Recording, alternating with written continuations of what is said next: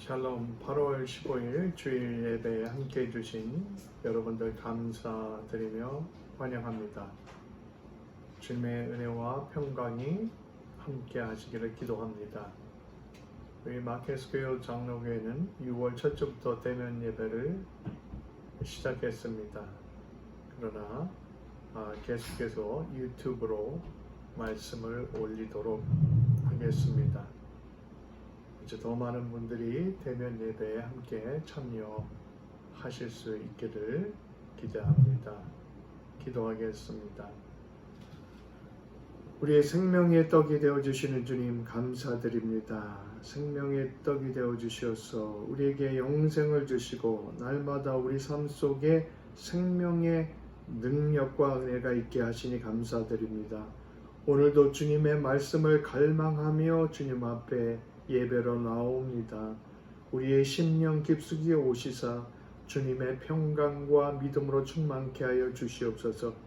주님, 우리가 이 세상의 부와 재물에만 눈을 돌리고 살았다면 용서하여 주시옵소서. 우리의 영혼이 깨어 주님의 말씀을 갈망하며 하나님 나라를 구하며 사는 삶이 되도록 가르쳐 주시옵소서.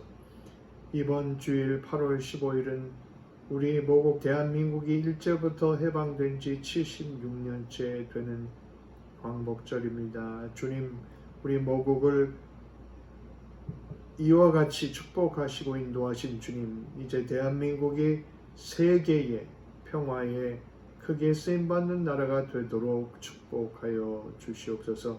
주님이 미국 땅에 함께하여 주시옵소서. 이 미국 땅에 하나님 말씀을 아는 지식과 믿음이 깊어져 가고 넓어져 가도록 함께하여 주시옵소서. 주님, 팬데믹으로 고통당하는 분들 불쌍히 여겨 주시옵소서. 이제 코로나의 고난이 속히 종식되고 세상이 정상으로 돌아갈 수 있도록 간섭하여 주시옵소서. 저희가 혼란 가운데서도 더욱더 기도와 말씀 가운데 깨어서 살아갈 수 있도록 저희 믿음을 더하여 주시옵소서. 저희들이 주님께서 세우시고 주님께서 불러주신 교회를 잘 발전시켜 나가도록 저희에게 힘과 믿음을 더하여 주시옵소서. 우리의 교회가 온전히 주님의 사명을 감당하는 저희 교회가 되도록 인도하여 주시옵소서. 저희 가운데 고난당하는 형제자매들 긍휼히 여겨 주시옵소서. 특별히 육신의 고난을 겪고 있는 분들 하나님 긍휼히 여기시고 치유의 손길로 함께하여 주시옵소서. 이제 말씀을 전하가 들을 때에 주의 성령께서 함께하여 주시옵소서. 예수님 이름으로 기도드립니다. 아멘. 오늘 우리에게 주시는 하나님의 말씀은 요한복음 6장 47절부터 58절까지의 말씀입니다. 요한복음 6장 47절부터 58절. 진실로 진실로 너희에게 이르노니 믿는 자는 영생을 가졌나니 내가 곧 생명의 떡이라. 너희 조상들은 광야에서 만나를 먹어도 죽었거니와 이는 하늘에서 내려오는 떡이니 사람으로 하여금 먹고 죽지 아니하게 하는 것이라. 나는 하늘에서 내려온 살아있는 떡이니 사람이 이 떡을 먹으면 영생하리라. 내가 줄 떡은 곧 세상의 생명을 위한 내 살이니라 하시니라. 그러므로 유대인들이 서로 다투어 이르되 이 사람이 어찌 능히 자기 살을 우리에게 주어 먹게 하겠느냐.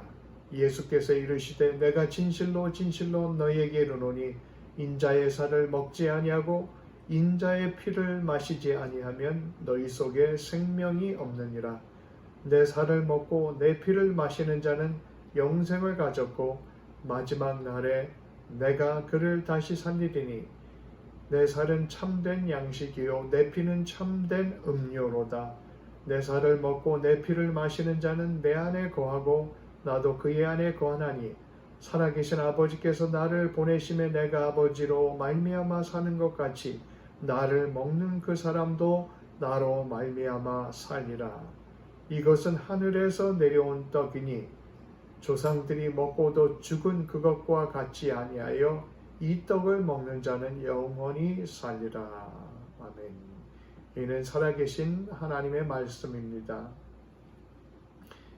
팬데믹으로 인해서 많은 비즈니스들이 타격을 받았습니다. 그 중에서 아마도 레스토랑 비즈니스가 가장 어려움을 겪은 그 비즈니스 중에 하나일 것입니다. 미국에만 식당 수를 살펴보면 작은 식당까지 포함해서 100만 개가 넘는 식당이 있다고 합니다. 그 중에 패스트푸드 레스토랑만 20만 개 가까이 됩니다. 음식점 종류도 한국 음식, 중국 음식, 일식, 이탈리안, 태국 음식, 월남 음식, 프랑스 요리, 멕시칸 음식 종류를 세기가 힘들 정도입니다. 아마도 우리는 정말 세계 역사상 음식이 가장 풍요로운 시대에 살고 있습니다. 그러나 이런 시대에도 불구하고 USDA 미국 농림부의 통계에 따르면 미국에서만 3,500만 명이 음식을 충분히 먹지 못한다고 합니다. 통계를 적게 잡아도 2,600만 명이 지난 한 주간 때때로 또는 자주 충분히 먹지 못했다고 합니다. 팬데믹으로 인해 이 숫자는 더욱더 늘었습니다. 미국 국민 8명 중에 1명이 음식이 충분하지 않다는 것입니다. 특히 아이들이 있는 가정에는 6가구당 1가정이 음식이 충분히 못하다고 합니다. 세계 선교와 구제에 힘쓰고 있는 월드 비전에 따르면 전 세계 전체 인구의 8.9%인 6억 9천만 명이 하루 종일 음식을 제대로 섭취하지 못한다고 합니다. 어떤 기관에 따라 이 숫자는 세계 전체 인구의 11% 이상 올라가기도 합니다. 문제는 이 배고픔에 시달리는 인구의 숫자가 계속 늘어가고 있다는 것입니다. 아직도 세계 많은 사람들에게 음식은 오늘은 뭘 먹을까 하는 즐거운 선택사항이 아닙니다. 뭐라도 먹을 것이 있다면 하는 생존의 문제입니다. 우리 주변의 홈리스들도 그렇습니다. 그들에게 음식은 선택의 문제가 아니라 생존의 문제입니다. 오늘 본문의 예수님의 말씀을 듣는 당시 대부분의 유대인 군중들도 마찬가지였습니다. 이들은 당시 로마 식민지하에 살면서 대부분이 가난하게 살았습니다. 이들이 먹었던 빵, 우리말 성경에는 떡으로 번역되어 있습니다. 그러나 엄밀히 말하면 빵입니다. 이 빵은 밥 먹고 별회로 먹는 그런 별미가 아니었습니다. 이들에게는 빵 외에는 먹을 게 없었습니다. 대부분 사람들에게 빵이 없으면 굶는 그러한 생존의 주식이었습니다. 당시 요즘 같은 식당이 어디 있었겠습니까? 하루 벌어서 하루 먹고 살기 힘든 시대였습니다. 우리 모국 한국도 불과 몇십 년 전에는 정말 먹는 문제가 생존의 문제였던 시대였습니다. 예수님께서 이런 상황 가운데 사는 군중들에게 나는 생명의 떡이다. 나는 생명의 떡이다. 반복해서 말씀하셨습니다. 세상의 음식은 잠시 만족을 줍니다. 그러나 그때뿐입니다. 우리를 영원히 살게 하지 못합니다. 그러나 예수님은 우리를 영원히 살게 하는 생명의 떡이십니다. 우리가 본문을 잘 이해하려면 본문 앞에 어떤 일이 있었는가 알 필요가 있습니다. 하루 전날 예수님께서 보리떡 5개와 물고기 2마리로 5,000명을 먹이는 기적을 베푸셨습니다. 배고픈 군중들이 정말 마음껏 먹고 잔치가 벌어졌습니다. 이런 기적에 감탄한 사람들이 예수님을 왕으로 삼고 싶어 했습니다. 이런 의도를 아시고 예수님은 자리를 피하셨습니다. 예수님이 안 보이자 사람들은 예수님을 찾아 나서기 시작했습니다. 찾다가 마침내 배를 타고 갈릴리 호수를 건너 가버나움까지 예수님을 찾으러 갑니다. 군중들은 예수님을 가버나움에서 만납니다. 예수님을 반가워하는 군중들에게 예수님은 단호하게 말씀하셨습니다. 내가 진실로 진실로 너희에게 이르노니 너희가 나를 찾는 것은 표적을 본 까닭이 아니요 떡을 먹고 배부른 까닭이로다. 썩을 양식을 위해서 일하지 말고 영생하도록 있는 양식을 위해서 일하라. 예수님께서 사람들의 배고픔을 무시하신 게 아닙니다. 예수님은 배고픈 군중들을 불쌍히 여기셨습니다. 그리고 그들을 배부르게 먹이셨습니다. 그러나 군중들은 오직 육신의 양식만을 기대하며 예수님을 찾고 있었습니다.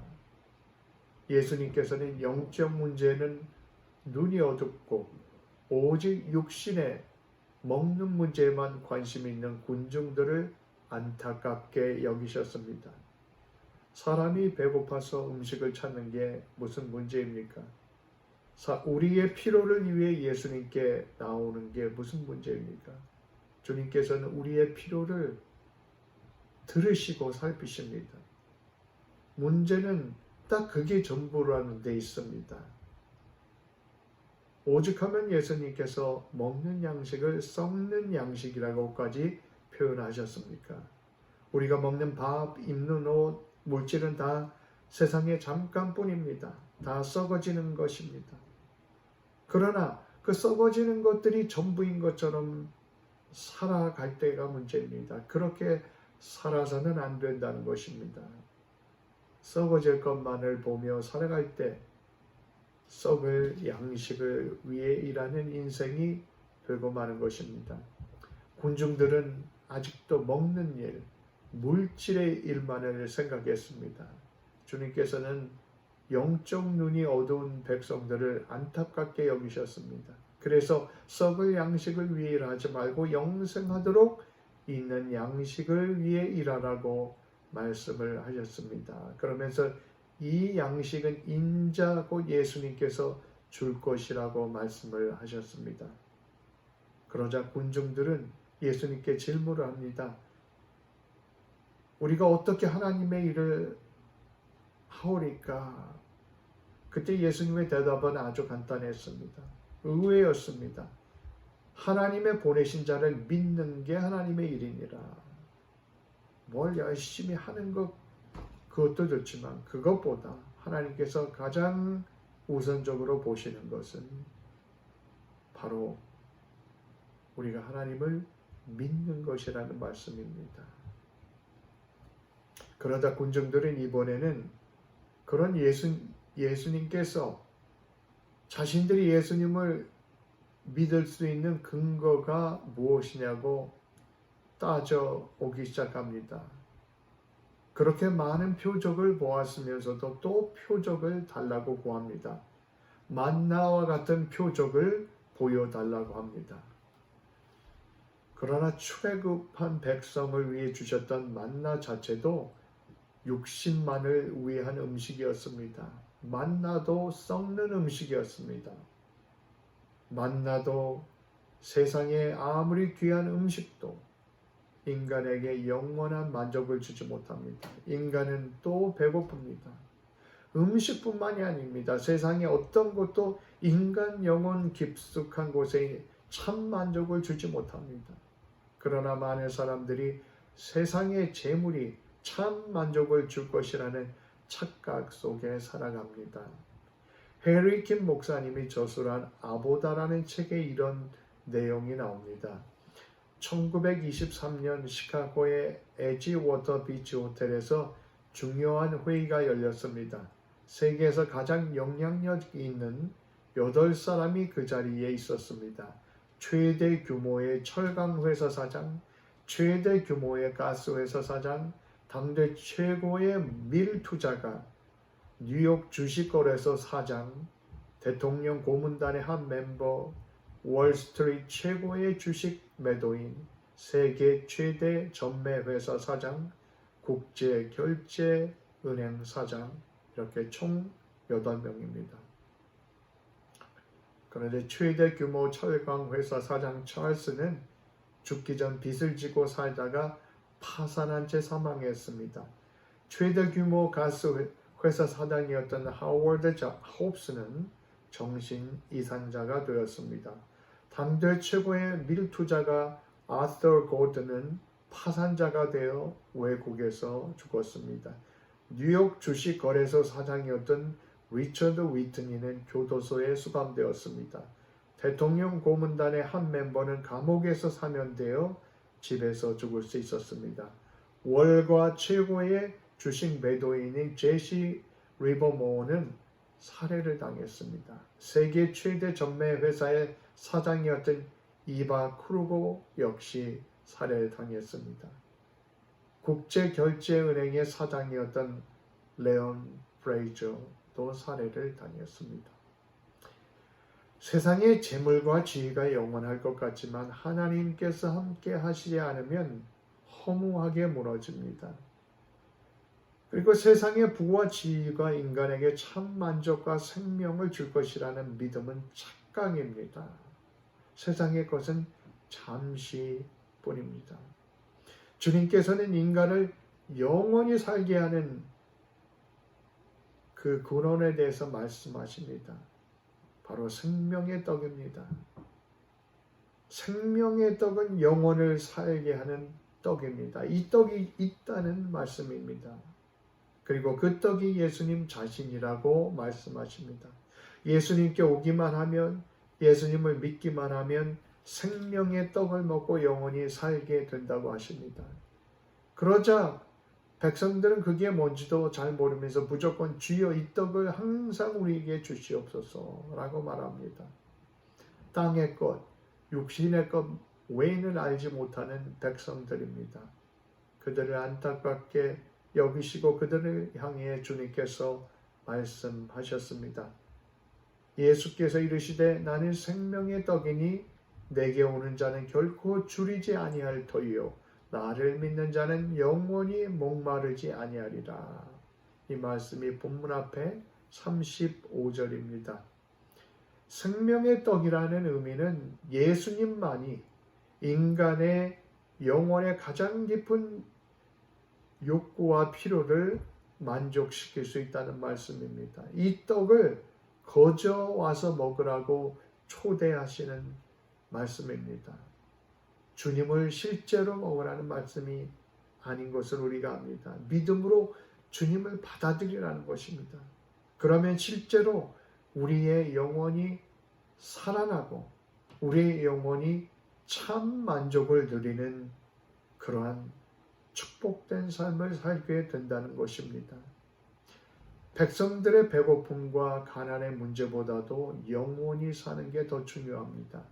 사람들의 영혼이 살아나게 되면 세상의 가난과 배고픔의 문제도 해결됩니다. 세상의 문제는 음식이 없는 것이 아닙니다. 세상의 문제는 돈이 없는 것이 아닙니다.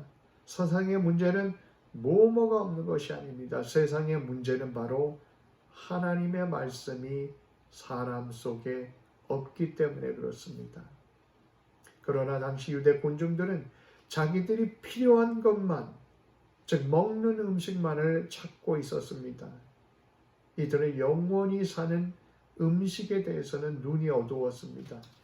그런 그들에게 예수님께서는 너희들은 육신만 입은 존재가 아니다라는 사실을 가르쳐 주고자 하셨던 것입니다. 너희는 영적 존재니 영의 양식을 먹어야 한다고 말씀하신 것입니다. 영원히 살게 하는 생명의 떡, 생명의 빵이 바로 예수님입니다. 그러니 누구든지 나와서 예수님께서 주시는 생명의 양식을 먹으라고 초청하셨습니다. 이 생명의 떡은 먹어도 되고 안 먹어도 되는 떡이 아닙니다. 먹으면 살고 안 먹으면 죽는 떡입니다. 예수님을 믿으면 살고 믿지 않으면 죽습니다. 예수님을 받아들이면 예수님께서 우리를 살리는 생명의 떡이 되십니다. 우리 영혼이 살려면 우리는 날마다 생명의 떡을 먹어야 합니다. 성경을 공부하며 먹어야 합니다. 기도를 통해서 먹어야 합니다. 예배를 통해서 먹어야 합니다. 이것이 내게 진짜 필요한 일입니다. 이것이 바로 내가 사는 길입니다. 예수님께서 자신이 생명의 떡이라고 하시니까 군중들이 수군거렸습니다. 이는 요셉의 아들 예수가 아니냐? 그 부모를 우리가 아는데 자기가 지금 어찌하여 하늘에서 내려왔다 하느냐? 수군거렸습니다. 이해를 못한 것입니다. 땅의 것만을 보는 사람들이었기 때문에 그렇습니다. 예수님께서는 수군거리는 군중들을 나무라십니다. 그러면서 그들을 향해 더 강한 말씀을 하십니다. 오늘 본문 50절에 이 떡은 하늘에서 내려오는 떡으로 사람으로 하여금 먹고 죽지 아니하게 하려는 것이니라. 51절 나는 하늘에서 내려온 살아있는 떡이니 사람이 이 떡을 먹으면 영생하리라. 내가 줄 떡은 곧 세상의 생명을 위한 내 살이니라 하시니라. 이 말씀을 듣고 수군거리던 유대인 군중 사이에 논쟁이 벌어졌습니다. 이 사람이 어찌 능히 자기 살을 우리에게 주어 먹게 하겠느냐? 예수님 말씀을 문자 그대로 받아들인 것이죠. 논쟁하는 군중들을 향해 예수님께서 말씀하십니다. 내가 진실로 진실로 너희에게 이르노니 인자의 살을 먹지 아니하고 인자의 피를 마시지 아니하면 너희 속에 생명이 없느니라. 어떻게 인자 즉 주님의 살을 먹고 피를 마십니까? 당시 사람들에게 사람의 살을 먹는 것은 악마의 일이었습니다. 또한 구약 율법에는 피를 마시지 말라는 계명이 반복해서 등장합니다. 그럼에도 불구하고 예수님께서 왜 예수님의 이러한 강력한 표현을 통해서 가르침을 주시려고 하셨을까요? 물론 우리는 예수님이 진짜 살과 피를 먹으라는 말씀이 아닌 것을 압니다. 그러나 이렇게 말씀하신 예수님의 의도는 무엇입니까? 그것은 살과 피를 먹는 것처럼 그렇게 예수님을 받아들여야 한다는 것입니다. 예수님과 내가 완전히 연합, 하나가 되어야 한다는 것입니다. 그럴 때 예수님께서 우리의 생명의 양식이 되셔서 우리의 영혼을 살리십니다. 우리의 영혼은 그때 세상에서 살아갈 힘을 얻습니다. 그리고 우리의 영은 자라나게 됩니다. 어떤 사람들은 이 떡을 먹습니다. 그리고 생명을 누립니다. 그러나 어떤 일은 쳐다보지도 않습니다. 관심이 없기 때문입니다. 그들의 영혼은 메말라갑니다. 어떤 이들은 보기만 했지 먹지는 않습니다. 어떤 이는 입에만 넣고 삼키지를 않습니다. 아무리 좋은 음식도 내가 먹지 않으면 내 것이 되지 않습니다. 우리는 생명의 떡을 날마다 먹고 있습니까? 주님께서 주시는 생명을 날마다 느끼고 경험하며 살아가고 있습니까? 주님께서 먹으라고 초청하고 계십니다. 그게 우리가 참으로 사는 길이기 때문입니다. 우리의 문제는 떡이 없는 게 아닙니다. 우리의 근본적인 문제는 영혼이 생명의 양식을 먹지 않는 것입니다. 생명의 떡을 먹지 않으니 공고하고 실패한 인생을 사는 것이 문제입니다. 수군대는 백성들을 향해 주님께서 말씀하십니다. 오늘 본문 말씀입니다. 47절 진실로 진실로 너희에게 이르노니 믿는 자는 영생을 가졌으나 내가 곧 생명의 떡이니라. 너희 조상들은 광야에서 만나를 먹었어도 죽었거니와 이는 하늘에서 내려오는 떡이니 사람으로 하여금 먹고 죽지 아니하게 하는 것이니라. 믿는 자는 영생을 지금 가졌다고 말씀하십니다. 생명의 떡이신 예수를 먹기 때문에 생명이 믿는 자 속에서 이미 역사하기 때문입니다. 예수님의 사상과 말씀이 우리 속에 들어올 때 우리 영혼이 살게 됩니다. 생명의 양식을 먹을 때 우리는 이미 이 땅에서 하늘나라의 영생을 누리며 살게 됩니다.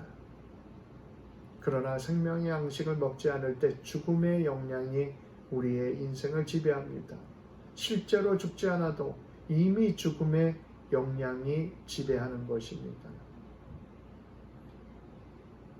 50절 말씀에 이는 하늘에서 내려오는 떡이니 사람으로 하여금 먹고 죽지 아니하게 하는 것이라. 나는 하늘에서 내려온 살아있는 떡이니 사람이 이 떡을 먹으면 영생하리라. 내가 줄 떡은 곧 세상의 생명을 위한 내 살이니라 하시니라.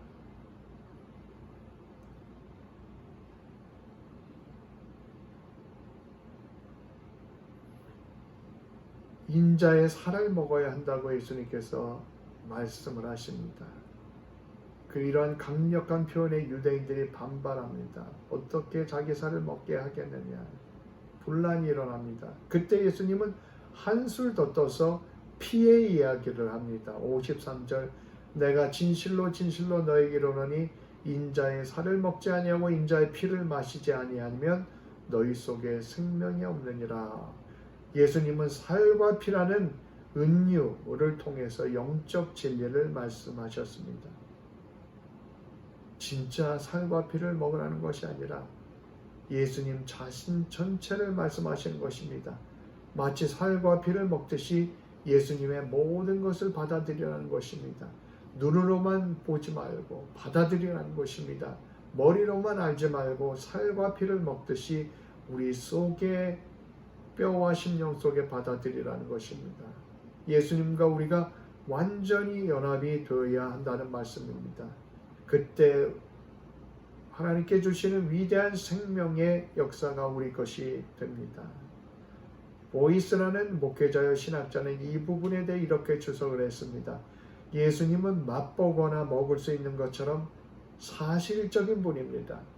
음식이 일부가 되듯이 주님이 우리의 일부가 될 수 있습니다. 햄버거나 프렌치 프라이처럼 절실하고 쓸모있는 분이어야 합니다. 그러나 문제는 입맛을 즐겁게 하는 햄버거는 먹습니다. 그런데 우리를 살게 하는 생명의 떡을 먹지 않는 것이 문제입니다. 54절 내 살을 먹고 내 피를 마시는 자는 영생을 가졌고 마지막 날에 내가 그를 살리리니 말씀합니다. 주님의 살과 피를 마실 때 그렇게 받아들이는 사람은 이미 영생을 가졌다고 말씀합니다. 이미 생명이 들어와서 생명의 역사가 그 사람 속에 있기 때문입니다. 예수님께서 우리 속에 들어와 우리를 살게 하고 자라게 하십니다. 예수님께서 우리 영혼의 피와 살이 되고자 하십니다. 우리가 예수님의 살과 피를 먹기 위해서 행하는 예식이 있습니다. 바로 성찬식입니다. 성찬식 때 떡과 포도주를 우리가 믿음으로 고백하며 먹습니다. 그러면서 예수님의 살과 피가 우리의 것이 되기를 간구합니다. 그로 인해 예수님과 온전히 하나가 되기에 믿음의 고백을 합니다. 예수님의 살과 피를 먹는다. 이 말씀은 특별히 주님의 십자가와 관련이 있습니다. 예수님은 십자가에서 살과 피를 내주셨습니다. 그리하여 우리에게 참 생명을 주셨습니다. 그러므로 우리가 십자가의 정신을 깨닫고 받아들이는 것이야말로 주님의 살과 피를 먹는 것입니다. 바로 믿음이란 예수님의 십자가의 은혜를 받아들이는 것입니다. 그리고 주님과 철저히 십자가를 통해서 하나가 되는 것입니다. 56절 내 살을 먹고 내 피를 마시는 자는 내 안에 거하고 나도 그의 안에 거하나니. 예수님의 살과 피가 우리 속에 들어올 때 예수님과 우리가 하나가 됩니다. 그야말로 신비로운 영적인 연합이 일어납니다. 이때 예수님의 생명이 나를 살게 합니다. 그리고 내가 할 수 없는 놀라운 역사를 주님께서 내 속에서 행하십니다. 우리는 무엇을 찾고 있습니까? 우리는 무엇을 먹으며 살고 있습니까? 그리스도의 살과 피를 먹듯이 우리 몸과 마음속에 예수님을 모시고 살아가고 있습니까? 아니면 육신의 음식만을 먹고 살아가고 있습니까? 그분과 나는 살과 피가 하나가 되어 살아가고 있습니까? 주님만이 우리를 살게 하시는 분입니다. 주님만이 우리에게 참 생명과 만족을 주시는 분입니다. 주님의 살과 피를 먹는 자가 되라고 하십니다. 그로 인해서 영생의 은혜가 우리 것이 되게 하라고 말씀하십니다. 이와 같은 신비적인 연합을 향해 믿음으로 나아오라고 주님께서 초청하십니다. 기도하겠습니다. 주님을 믿는다고 하면서도 세상 것에만 눈이 멀 때가 많은 저희들을 긍휼히 여겨 주시옵소서. 썩을 양식만을 위해 걱정하고 애쓰고 분주히 뛰어다니는 삶이 되지 않도록 가르쳐 주시옵소서. 주님의 살과 피를 먹듯이 주님의 사상과 말씀으로 이 뼛속에 심령 속에 깊이 담게 하여 주시옵소서. 주님과 하나가 되어 주님이 내 안에 내가 주님 안에 거하는 삶을 살도록 인도하여 주시옵소서. 그리하여 생명의 능력이 날마다 우리 속에 역사하며 많은 사람들을 생명으로 인도하는 우리들이 되도록 인도하시고 사용하여 주시옵소서. 예수님 이름으로 기도드립니다. 아멘. 지금은 우리 주 예수 그리스도의 은혜와 성부 하나님의 무한하신 사랑과 성령의 교통하심이 마켓스교회 장로교회 모든 교우들 위해 그리고 온라인으로 함께 예배에 동참하는 모든 분들 위해 이제로부터 영원토록 함께 계시기를 축원드립니다. 아멘.